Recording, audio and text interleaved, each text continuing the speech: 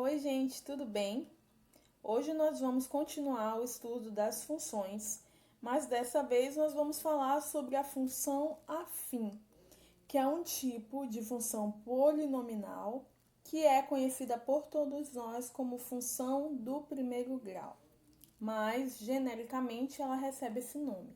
Nesse vídeo nós vamos ver alguns conceitos e teorias, e mais para frente nós veremos mais aplicações ligadas também à função afim. É bem comum a gente encontrar no nosso dia a dia várias situações em que nós podemos sim resolvê-las com o uso das funções. Até porque a função consiste em quê, exatamente?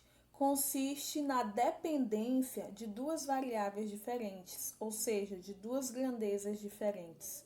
E é muito comum a gente encontrar situações no nosso dia a dia, como essa situação aí que aparece na tela para vocês, em que nós temos duas grandezas em que uma depende da outra. Toda vez que eu encontro esse tipo de situação, eu posso estar concluindo que se refere a uma função, pois a função, né, principalmente a função do primeiro grau, a função afim, ela consiste exatamente nisso, numa relação entre variáveis, tá bom? Nós veremos agora os conceitos principais da função afim, da função do primeiro grau. A primeira coisa que nós precisamos ter em mente é a forma geral. Nós temos duas formas. Em alguns livros, exercícios você vai encontrar de um jeito, em outros livros, exercícios você vai encontrar do outro jeito. Mas as duas maneiras referem-se à mesma coisa, a forma geral da função, ok? A forma geral da função se dá por f de x igual a ax mais b. Ou ainda você pode estar encontrando a forma geral da função por y igual a ax mais b, ok? Algo muito importante de se destacar é o simbolismo da letra A e da letra B. O que elas representam? A letra A, ela vai estar representando a taxa de variação, ou seja, o coeficiente angular. E a letra B, ela vai estar representando o coeficiente linear ou o termo independente. Então, numa função afim, você sempre terá que encontrar, em primeiro lugar, o coeficiente angular, ok? E depois o termo independente. Existem algumas funções que não têm termo independente, mas nem por isso elas vão deixar de ser funções. O que realmente importa é que, para existir uma função afim, eu preciso sempre ter o coeficiente angular, que é a letrinha A ali, né, que está acompanhada do x, ok? Uma função do primeiro grau, uma função afim, sempre terá o seu gráfico da função relacionado a uma reta, tá bom? Então, todas as vezes que nós estivermos falando de gráfico da função afim ou do primeiro grau, você já sabe que esse gráfico ele será desenhado através de uma reta no plano cartesiano, ok? Até aqui tudo bem? Então, de primeira mão, o que nós precisamos saber em relação às funções afins é que elas têm a forma de f de x igual a ax mais b, onde o a representa o coeficiente angular e o b representa o termo independente. Agora nós vamos ver alguns exemplos de funções e alguns formatos para essas funções. O primeiro deles aí na nossa tela nos dá f de x igual a 5x menos 3. Essa função é dita como uma função afim. Por quê? Porque ela tem o coeficiente angular, que é o a, que é igual ao 5, e ela também tem o coeficiente linear, que é o termo independente, certo? Então, quando eu falo de função afim, em primeiro lugar, ela precisa ter o coeficiente angular, que é o termo aí que vem acompanhado da variável x. E depois você verifica se ela vem também com um termo independente, certo? O nosso próximo exemplo é f de x igual a menos 2x menos 7. Quem é o meu coeficiente angular? O meu coeficiente angular é o carinha aí que vem acompanhado do x, certo? E quem é o meu termo independente? O meu termo independente é o cara que não tem nenhuma letra aí do ladinho dele, beleza? Próximo exemplo, ó. Esse exemplo aí já vem num formato diferente, já vem no formato de y. O y é igual a x terço mais 2 quintos, em que quem é o a? Quem é o meu coeficiente angular? O meu coeficiente angular é o coeficiente da variável x, vocês já estão sabendo disso. E quando o x está sozinho, ele tem o coeficiente 1. Então, o meu coeficiente angular, que é o termo a, aí, né, é 1 terço. E quem é o meu termo independente? 2 meio, certo? Então, sempre aí o termo acompanhado do x, você já vai saber que é o coeficiente angular. E o termo que não tem letrinha é o termo independente, o coeficiente linear. Mais um exemplo, y igual a 11x. Percebam que essa daí é um pouco diferente das demais. Por quê? Porque eu consigo encontrar o meu coeficiente angular, que é o a, né? 11x, eu tenho o a. Mas eu percebo que eu não tenho nenhum termo independente. Então, eu digo que o meu termo independente é quem? O zero. Porque nesse caso aí, não existe, né? Não existe termo independente escrito. Mas nem por isso essa função vai deixar de ser uma função afim, tá bom? Ela continua sendo uma função afim, porque o que realmente interessa ela tem, que é o coeficiente angular. Uma função só vai deixar de ser função afim se ela não tiver o coeficiente angular.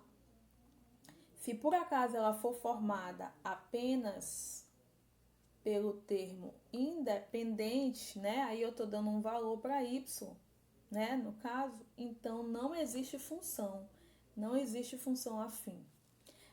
Para a gente obter uma função, eu preciso ter o coeficiente angular, pelo menos. Se eu tiver o coeficiente angular, como eu acabei de escrever aí para vocês, eu já tenho a função, beleza? Continuando o nosso último exemplo, f de x igual a 9 mais x. Percebam aí que nesse último exemplo, a ordem foi trocada. O termo independente está na frente e o coeficiente angular está atrás.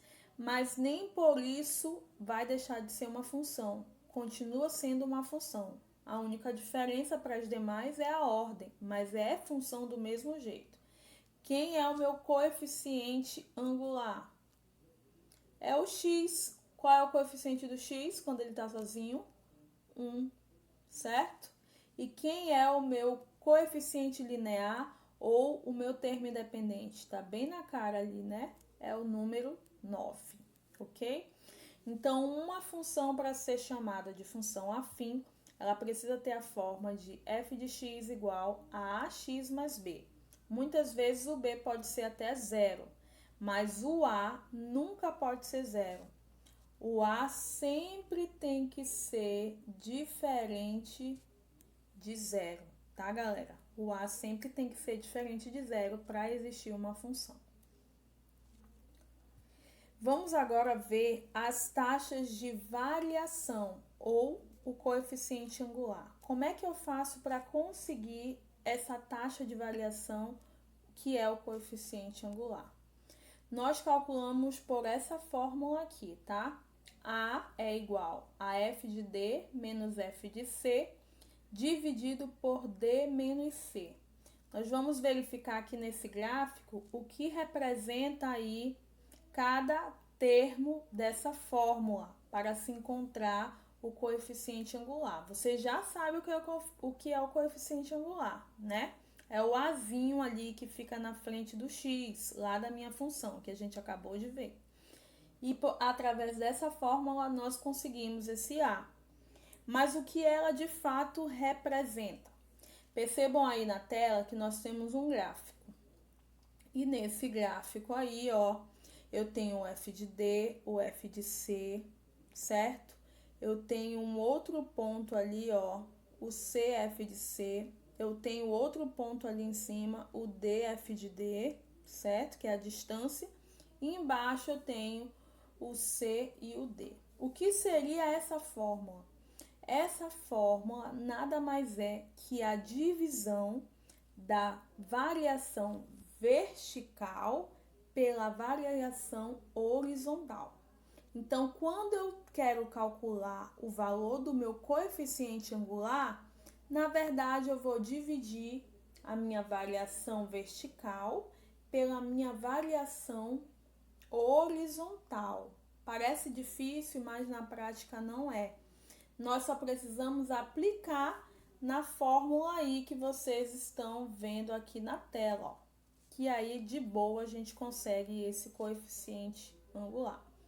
A gente vê aqui também na nossa tela que bem aqui, ó, onde eu tô apontando com a seta, aí eu tenho a referência da variação vertical. E aqui onde eu estou apontando de novo com a seta, eu tenho a variação horizontal. Quando eu faço a divisão entre elas, o que eu consigo? O coeficiente angular. Então, o que seria o coeficiente angular? É a divisão entre essas duas variações, entre a vertical dividida pela horizontal.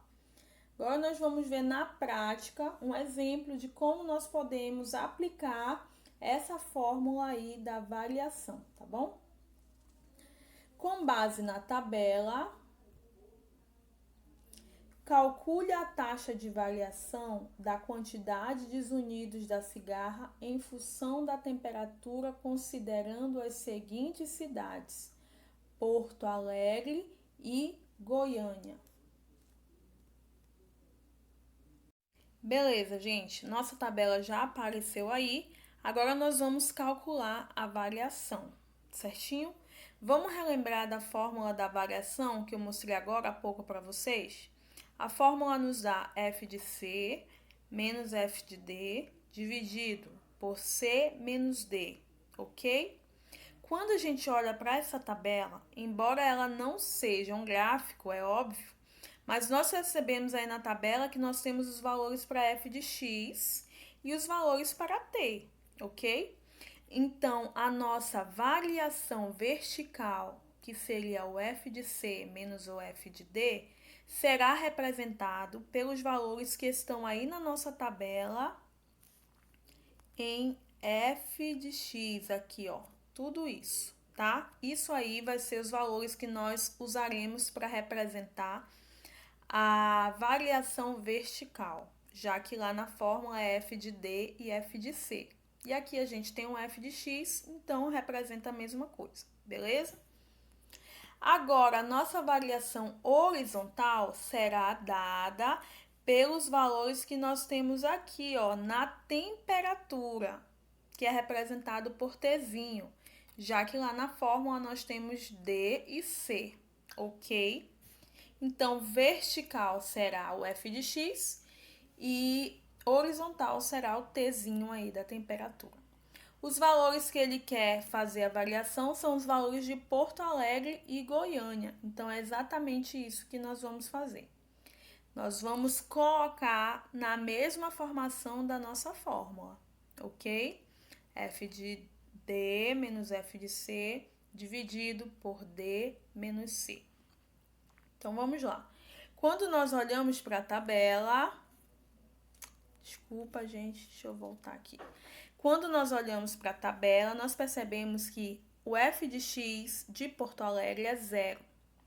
e o f de x de Goiânia é 98. Então, nós vamos colocar a subtração entre esses dois valores.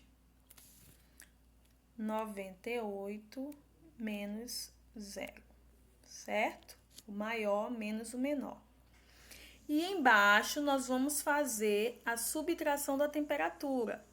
A temperatura de Porto Alegre é 5 e a temperatura de Goiânia é 19. Então, nós vamos fazer 19 menos 5. Beleza, faz só. 98 menos 0, 98. 19 menos 5, 15. Agora é só dividir. 98 vai dar 14 aqui, né, gente? 98 dividido por 4 é igual a 7. Então, o meu coeficiente angular, ou seja, a minha variação aí, né? Minha taxa de variação dos unidos da cigarra com a temperatura é de 7. Né, que é facinho? Eu lembro da fórmula e substituo esses valores dentro da fórmula. É bem fácil e bem prático. Espero que vocês tenham entendido. Vamos seguir agora falando do crescimento e do decrescimento da função. A função afim pode ser crescente ou decrescente, dependendo do valor, tá bom? Do A. Dependendo do valor do A, que é o coeficiente angular, essa reta pode ser dita como crescente ou decrescente, ok? Dada a função afim f de x, ax mais b, com um A diferente de zero, temos é crescente quando o A for maior que zero, tá bom? E é decrescente quando o A for menor que zero. Percebam que quando o A for maior que zero, a reta vai subir. E quando o A for menor que zero, a reta vai descer. Então, vamos recapitular. A função é crescente se o A é maior que zero. É decrescente se o A é menor que zero. Vamos ver na prática aqui o que eu estou querendo dizer. Ó, digamos que nós temos a seguinte função. Menos 2x mais 1, certo? Y igual a menos 2x mais 1. Nós temos essa função aí. E nós queremos descobrir se essa função é crescente ou decrescente. Só de olhar, gente, aqui, ó, para o meu coeficiente angular, que é o A, eu já vejo que esse A é o quê? Menor que zero. De acordo com a minha regra aí, quando A é menor que zero, essa função, ela é o quê? Ela é decrescente, ó. Se o A é menor que zero, ela é decrescente, ó. Menos 2 é menor que zero. Então, eu já sei que essa função é decrescente. Outro exemplo. Eu tenho a função y igual a 3x mais 2. O meu A é o 3. O 3 é maior que zero. Então, se o meu A é maior que zero, eu já sei que essa função é uma função crescente. Se o A é menor, decrescente. Se o A é maior, crescente, ok? Vamos ver agora na prática, falando de plano cartesiano, né? Como é que a gente pode enxergar isso? Presta atenção. Vou usar a mesma função que eu usei agora há pouco. Vou só arrastar esse negocinho para ali, para cima, para não me atrapalhar. Não vai ficar aí mesmo. Então, ó, eu vou usar a função y igual a menos 2x mais 1, certo? E vou conseguir pontos para essa função. Lembra que eu já ensinei vocês como se fazer isso. Você escolhe valores quaisquer para o A, né? Para o x, me desculpem. E quando a gente resolve, a gente encontra o y. Então, vou dizer que o meu x é 0. Se o meu x é zero e eu aplico esse zero aqui na função, eu tenho menos 2 vezes zero, vai dar zero. Zero mais 1, o y vai ser quanto? 1, certo? Agora eu vou fazer outro valor para o x, vou chamar o x aí de 2. Menos 2 vezes 2 vai dar menos 4. Mais 1, o y vai ser quanto? Menos 3. Pronto, eu tenho dois pontos, ó. Esse é o meu primeiro ponto, 2 e menos 3. E esse é o meu segundo ponto, 0 e 1. Agora eu vou traçar no plano cartesiano esses dois pontos, tá bom? 2 e menos 3, 0 e 1. Vou fazer meu plano aqui para vocês verem. Qual era o primeiro ponto que eu falei? 2 e menos 3, né? 2 e menos 3. Vou traçar aqui. Beleza. Tá feinho, mas é mais ou menos aí, tá? E o outro ponto, 0 no x e 1 no y. Então, o ponto tá aqui mesmo, ó. Aqui em cima da linha do y. Aí, agora, eu vou traçar essa reta ligando os dois pontos, olha. Olha a inclinação dessa reta aí. Agora, olha aqui para o nosso caso, que está bem desenhado. Tem ou não tem a mesma posição? Tem. A minha reta está subindo ou a minha reta está descendo? Ela está descendo. Por quê? Porque eu fiz a aplicação em uma função em que o a, lembra, era menor que zero, olha aí. Então, a minha reta vai descer e essa função vai ser decrescente, certo? Agora, vamos fazer o mesmo esquema com um A positivo. Olha só. Y vai ser igual a 2x mais 1, certo? Vou dizer que o meu x é 0. 2 vezes 0, 0. Mais 1, y é igual a 1. Aí, agora eu vou dizer que o meu x é 1. 2 vezes 1, 2, mais 1, 3. Então, meu y é 3. Então, eu tenho o ponto 1,3 e tenho o ponto 0,1. 1,3 e 0,1. Vamos passar no plano cartesiano. Passando o plano, 1,3, não foi isso que deu? E 0,1, então bem aqui, ó, em cima do y, porque eu só vou ter o y, já que o x é 0. E aí eu vou passar a reta agora pelos dois pontos. Olha aí, não ficou em cima, gente, porque eu tô usando o dedo aqui no celular, tá? Mas olha aí a posição da minha reta. Vê se não se enquadra com esse primeiro caso aqui. Olha aí o que aconteceu. A minha reta aí, ela tá subindo, certo? Por que que ela tá subindo? Porque o A da minha função, da função que eu dei para vocês, olha aí. Ele era o quê? Positivo. Entenderam?